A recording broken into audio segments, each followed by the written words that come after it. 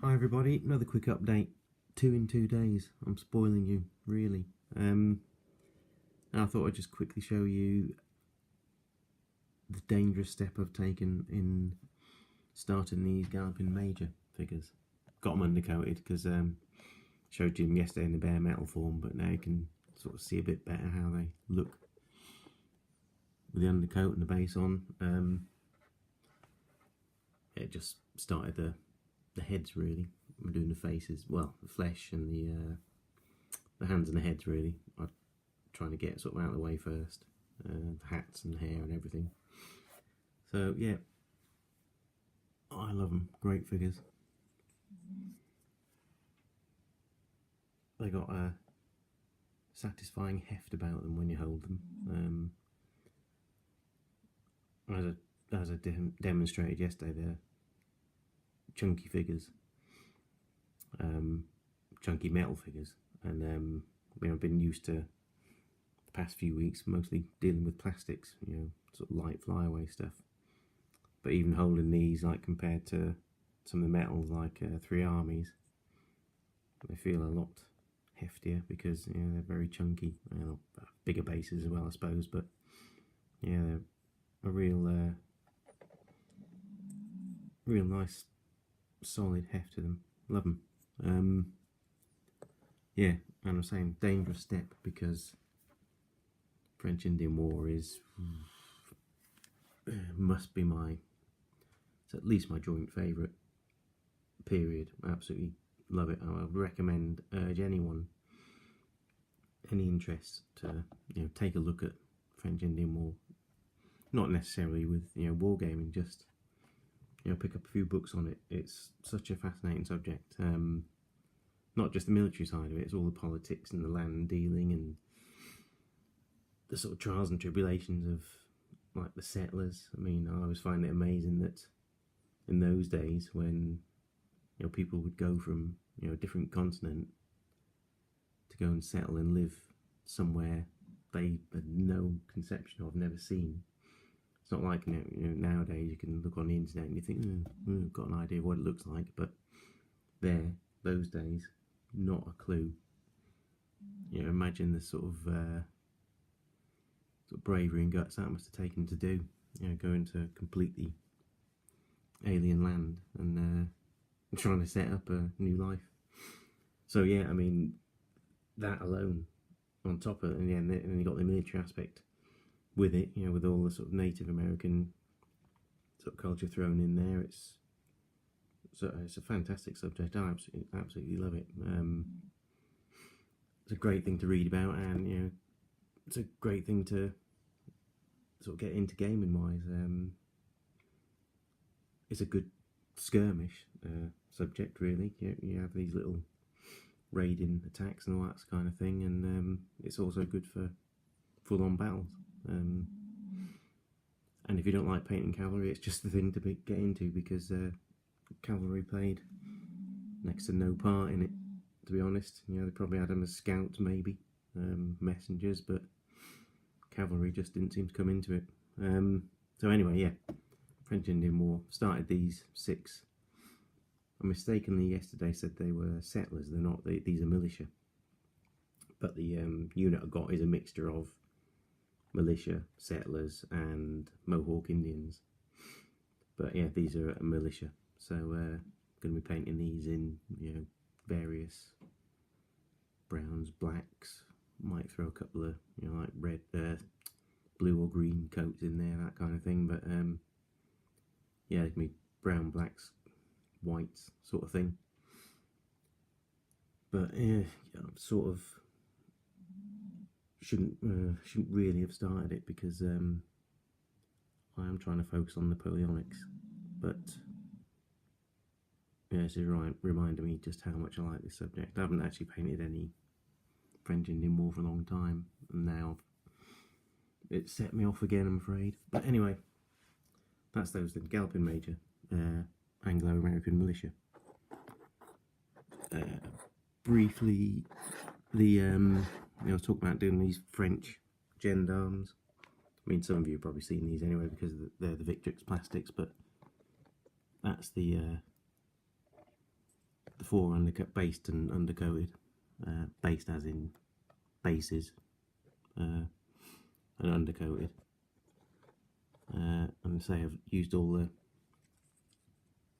Flank Company's Elite Company figures to make them up.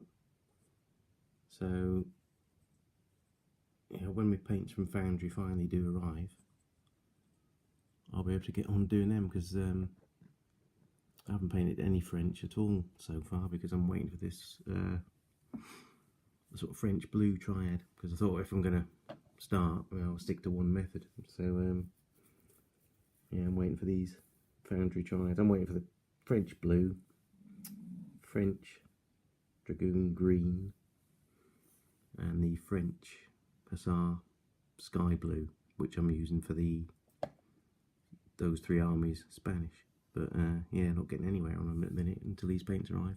But yeah, so that's how they look in the bear. And the actual main thing I wanted to show you is this. It's Brush and Quill Cal had a sort of World War One paint, community paint thing, which I intended to get into. I was watching Justin's video, or Justin's channel, Basic Ninja Painting, and he was doing it, and he mentioned this manufacturer, Tommy's War. There's a pack of Tommy's War. There you can see the website there if you want to go and have a look. Yeah, he's doing it as like a commemorative thing for the, you know, World War One. I ordered this figure a while ago. I've had it. It came within days, but I didn't have a base of any sort. And initially, well, basically these are 132 figures, resin. This is. I can't even remember what this figure is now. It's oh yeah, here we are. Private 1st Battalion Lincolnshire Regiment. Yeah, they do 132 resin scale, 132 scale resin miniatures. World War One exclusively. Got some fantastic stuff actually. A scale I've never touched before. But yeah, when I saw these on Justin's channel, I thought, yeah, got to have a look at those. So I went and picked this one out. Yeah, I had the figure for a good few weeks. Look at the detail on it. Amazing, isn't it? Comes in about, how many parts? The arms, 2 arms, the head, this bread bag, rucksack, whatever, and his water bottle. So what, 1, 2, 3, 4, 5 parts, 6 parts comes in, but it all fit together, you know, spot on. Oh, and then there's this, the sling for the rifle. Don't think I've actually put it on the way that the sort of painted figure in the catalogue shows you. It's sort of in there. It sort of seems to go from the rifle to his shoulder, and you get these. Well, as you can see in that, it's actually, oh, what do you call it? Brass etched stuff. So that strap is actually a brass etched strip, and you get these little buckles. Wasn't sure where to put them, the buckles, and it looked a bit fiddly for my meagre modelling ability. So I just sort of attached it, one end of the rifle to the other. So I'm having it like that. But anyway, yeah, I had the figure for a few weeks, but I didn't have a base for it. And they do bases, which is this thing here, which comes in 2 parts. But initially it's said they were out of stock of them all, and that he was going to be concentrating on doing figures rather than bases, and they wouldn't be doing any more, so I sort of gave up on that. I couldn't find anything else though, like base wise, for this figure, apart from things that were, you know, like about the length of this bloody cutting mat, which is too big, you know, trench sections. But then I went and had another look on Tommy's War site, and it turned out they actually do have these bases in stock. Not all of them, but they got, you know, enough, because you get a front, you get a side, a front and a side, or a back. So yeah, it comes in 2 parts joined there. So I didn't do anything with this figure because I didn't have a base. So today, this came, I think on Friday I got this, the base. So I assembled everything today and sprayed it, undercoated it. A bit close to the deadline for the group paint thing, but I'll have a go. So there you go, Cal. I'm at least attempting it, and I have got something. So it's, I mean, I've obviously got this on two. I'm going to take this bit off and just pin him to the base, but it'll be something like that. Nice looking figure, brilliant details, isn't it? Yeah, so it'll be something new for me.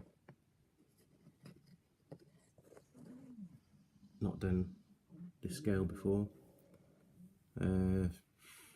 Paint wise, I'm gonna, well, looks like the British World War I army had either a greenish brown kind of uniform or the more traditional brown.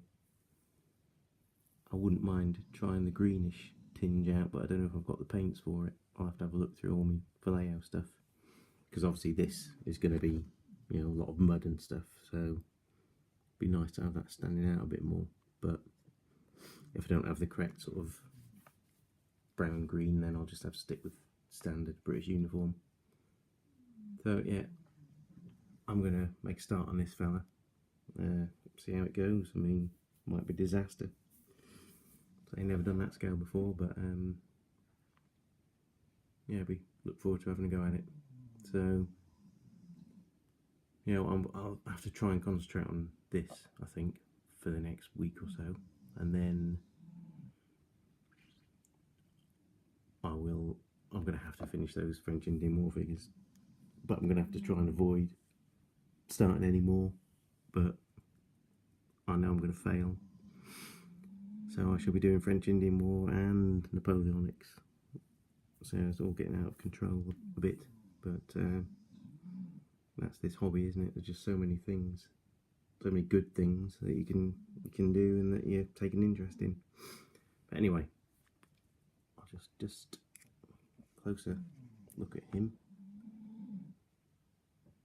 Not going to focus, I don't think. That's too close, isn't it? You get the idea. Nicely detailed anyway.